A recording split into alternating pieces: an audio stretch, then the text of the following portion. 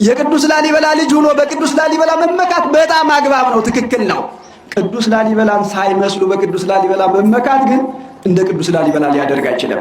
የቅዱስ ላሊበላን ክብር ለመውረስ የቅዱስ ላሊበላን ሥራ መስራት ይገባል። እኔ አይደለሁም የተናገረው ራሱ የቅዱሱ ገድለ ጸሐፊ ነው። ወዘሰ ይፈቅድ ይባሃ በቦአ ላሊበላ፣ ቅዱስ ላሊበላ ወደ ገባበት ሊገባ የወደደ ሰው ይልበሳ ለጻማሁ፣ ድካሙን ገንዘቡ ያድርጋል። እየሰማችሁ ነው? እየሰማችሁ ነው? ቅዱስ ላሊበላ ወደ ገባበት መግባት ትፈልጋላችሁ?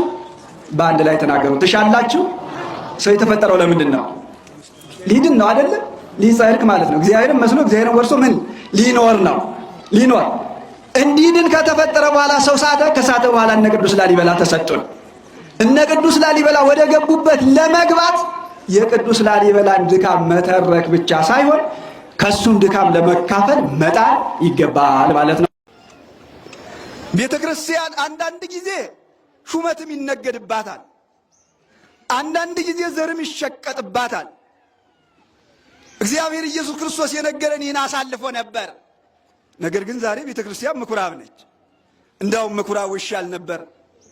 ውጡ ሲባሉ የወጡ ናቸው። በሬዎቹ ጅራፍ ተነስቶ ሲነሳባቸው የወጡ ናቸው። ዛሬ ቤተ ክርስቲያን ተመጥቶ ጅራፍ ቢነሳ ጅራፍ ያነሳል እንጂ ማን ይወጣል? ትክክል አይደለም ቢባል ማን ይሰማል? ማን ይሰማል? በእውነቱ ማህበረ ምእመናኑ ጭምር የሚነገድበት ነው። የታወቀ ነው። ይሄ ተሰብስበን እንዘምራለን፣ ትርፍ የለም። እግዚአብሔር አልተገኘበትም፣ ቃለ እግዚአብሔር አልተደመጠበትም። ከዘፈን ያላነሰ ጭብጨባ፣ ድልቂያ ጨፍረን እንለያያለን። ከዚህ የተሻለ ምን ንግድ አለ? ነገር ግን ቤቴ የምን ቤት ነው? የምን ቤት ነው? ማህበረ ምእመናን የምን ቤት ነው? የጸሎት ቤት ነው። የምን ቤት ነው? እኛ ስንሰበሰብ እግዚአብሔርን ማግኘት እንጂ መነገድ አይደለም የምንፈልገው። እኛ ስንሰበሰብ ቃለ እግዚአብሔርን መስማት እንጂ በማህበራችን እንዲነገድ አይደለም የምንፈልገው። እሱንማ ክርስቶስ ነገረን። ቤቴ የጸሎት ቤት ነው፣ አትነግዱበት፣ በሬ አይገዛበት፣ ርግብ አይሸጥበት፣ በግ አይሸጥበት ነገረን። ይህንን ነው እኛ ልናደርግ የሚገባው። ግን ጊዜያችንን እንደምታዩት ነው። እኔ አቅም አነስ ካለኝ፣ ዕውቀት አነስ ካለኝ፣ ሕይወት አነስ ካለኝ መጥቼ የምገባው እናንተ ጋር ነው። የእናንተ ወንድም ብሆን ከዚህ ቤተ ክርስቲያን ተባረርኩ እላችኋለሁ። የእናንተ ወንድም ብሆን የእናንተን ሐሳብ ባነሳ ሹመቱ ቀረብኝ።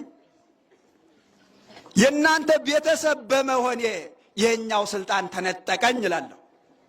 እናንተ ትሰበሰባላችሁ፣ ጥሩ ይነገዳል፣ በእውነቱ ጥሩ ይሸቀጣል። ዛሬ የሆነው ይሱ ነው።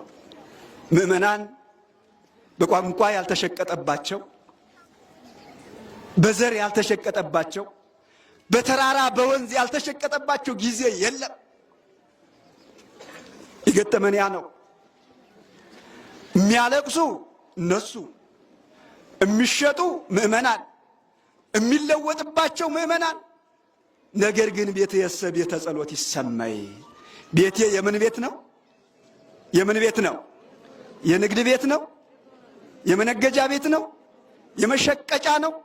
ሹመት ማግኛ ነው? የገሌ ዘር ወንዱ መባበያ ነው? ምን መባያ ነው ታዲያ?